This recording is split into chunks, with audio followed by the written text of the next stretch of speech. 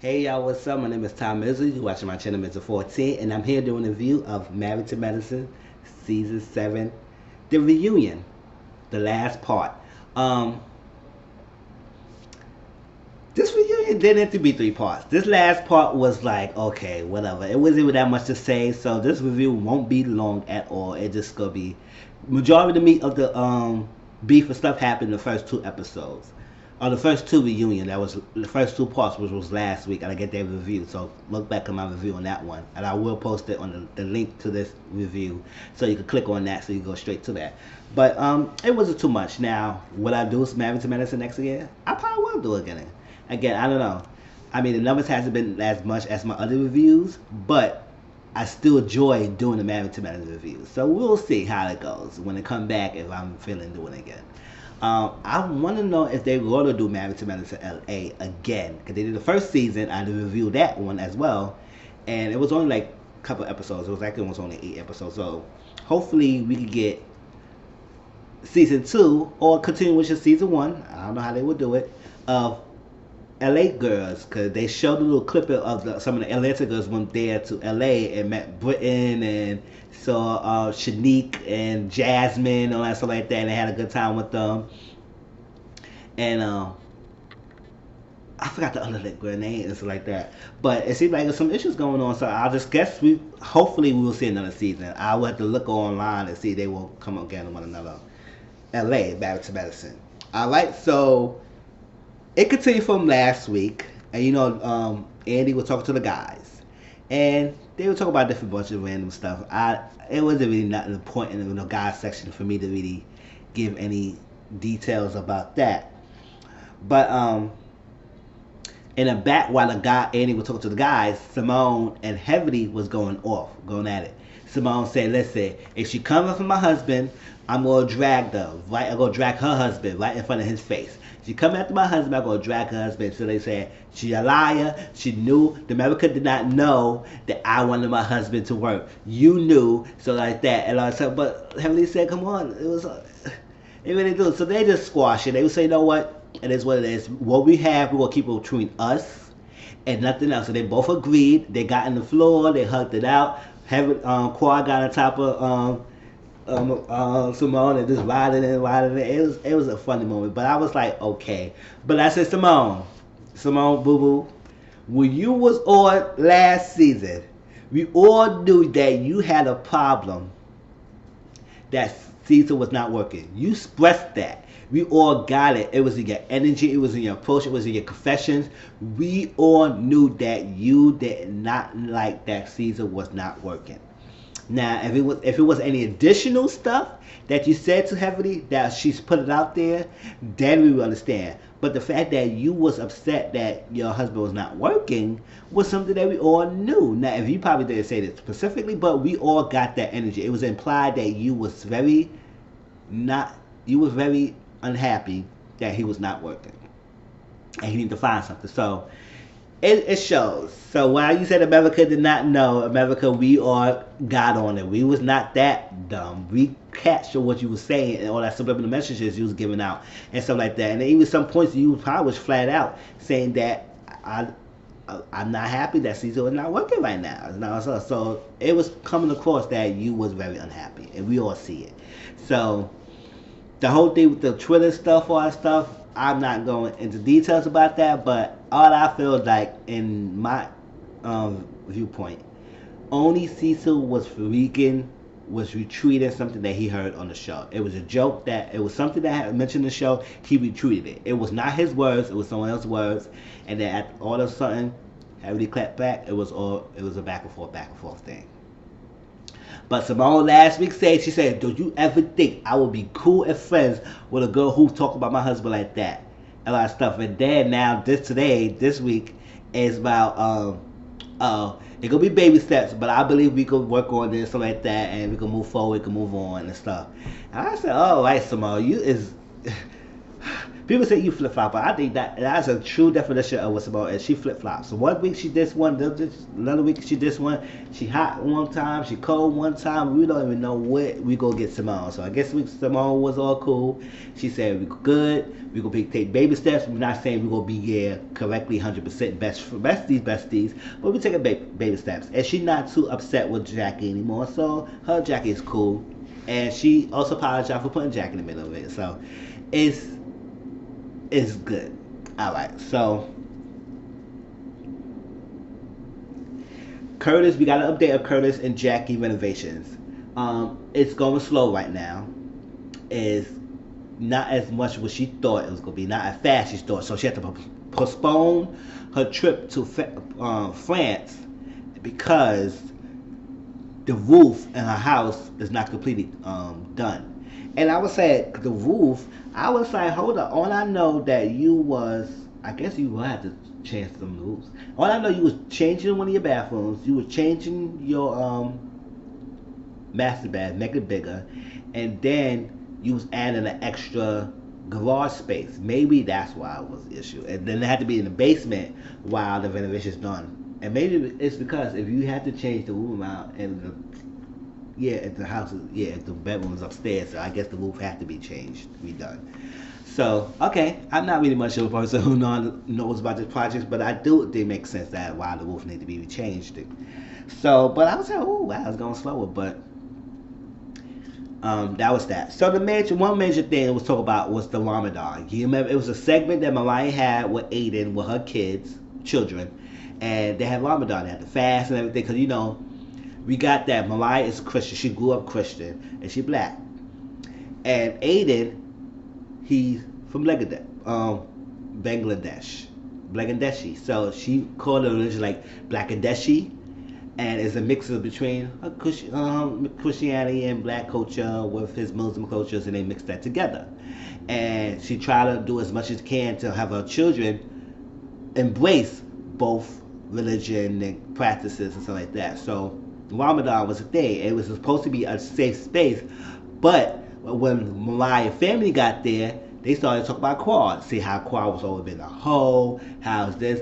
Mariah's mom wanted to say more than she wanted to say, but Mariah said, all right, after the day comes, you can tell me what you need to say.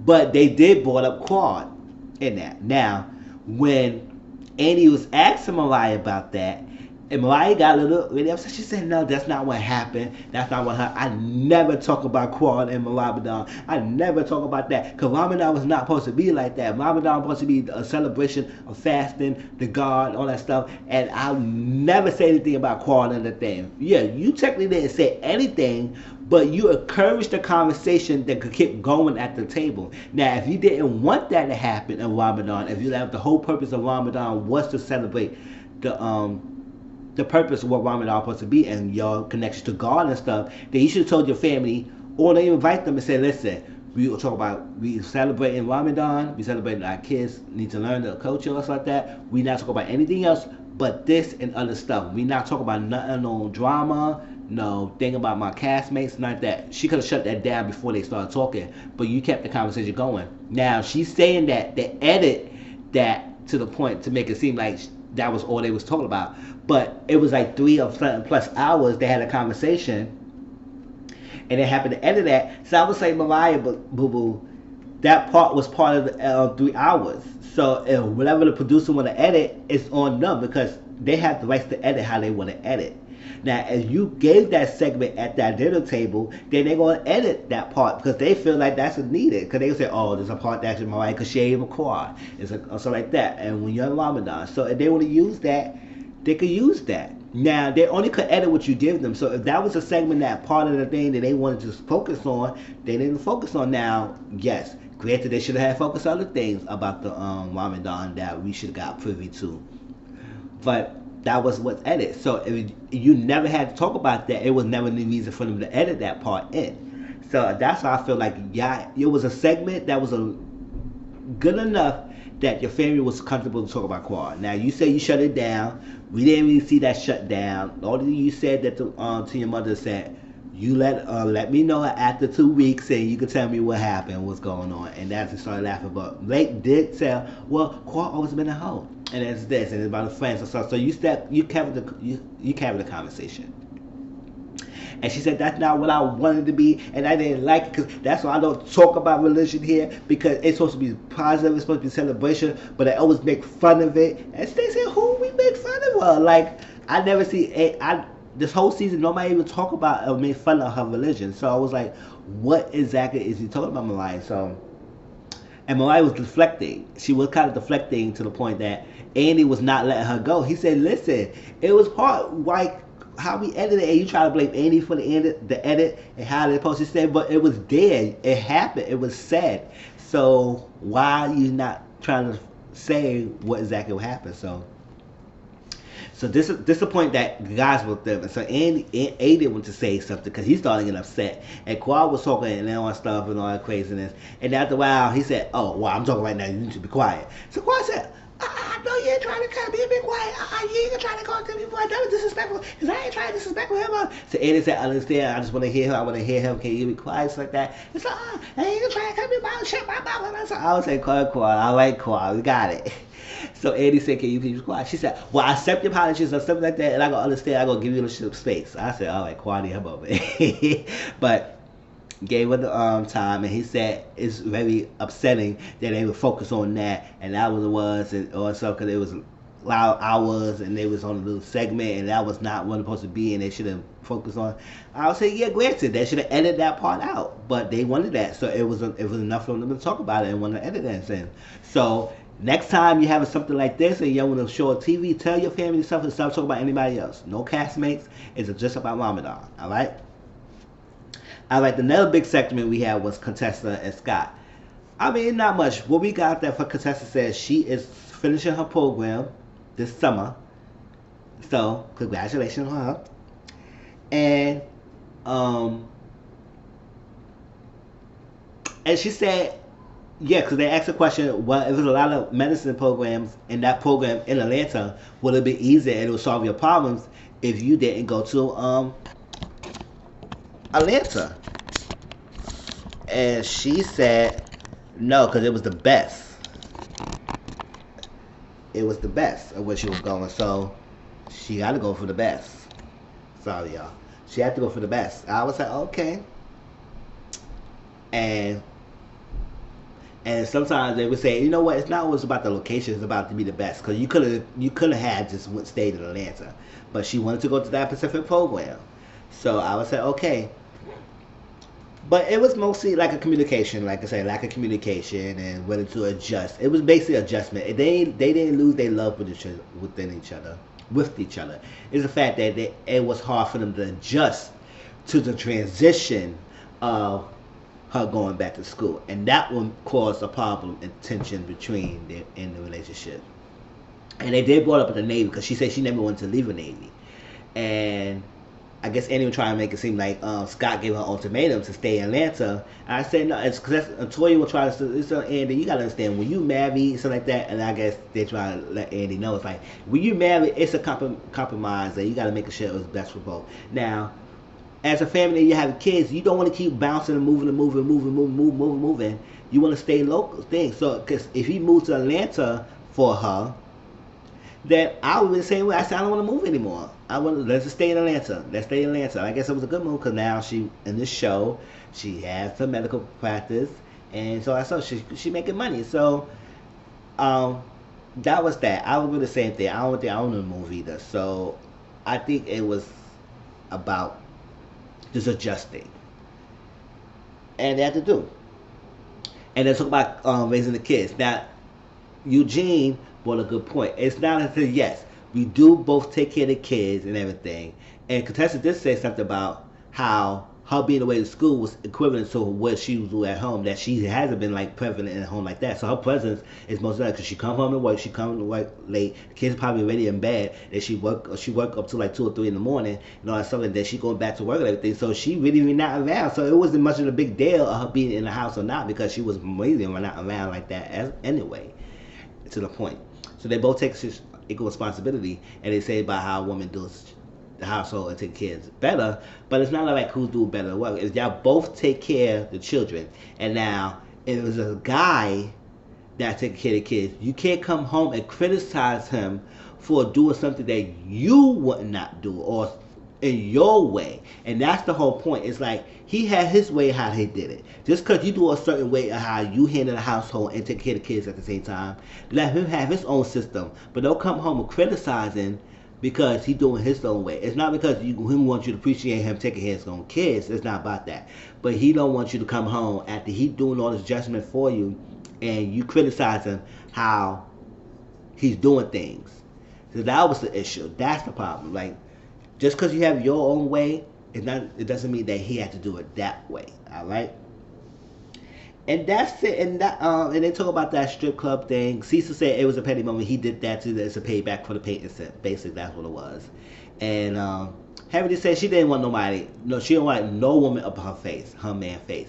Not in a grocery store, not in no shoe parlor, not in no nail parlor, not in no sneaker store, not in no mall, nowhere. She don't want no other woman on her man face. And that she said she never said her marriage is perfect, but you basically implied that your marriage is all good and nobody you don't want to talk about it because my marriage is all great. And she said, well, I never said my marriage was perfect, but I would say compared to. And she said, I said, compared to what? She said, yours. And I said, oh, okay. All right. But that was that. It wasn't even that much. And then talk about the birth control, how a teenage girl came from the birth control, and Heavenly was like, I don't know, I don't even know my lawyer. She better not do that, like birth control at 14 years old. She better not do that. I would say, listen, it's not about too much about her being on birth control. It's about trying to learn it and try to scare taxes and make her realize that her cookie is precious and not giving it up. So, and it is what it is. And they had the little moment. Some of the Atlanta girls went to LA, like I said in the beginning, and that was that. That was Married to Medicine reunion part 3. Sorry I ain't give me much of it, but it ain't give me much. So it was gonna be just as that. But that was season 7 reunion, y'all. All 3 parts. Watch the first 2 parts of my video from last week and this week. And tell me how y'all feel. How do y'all feel about the season? To me, the season didn't really get much. To me. It really didn't get much. So, we'll see. Hopefully I'll see y'all next season, alright? Talk to y'all later. Peace.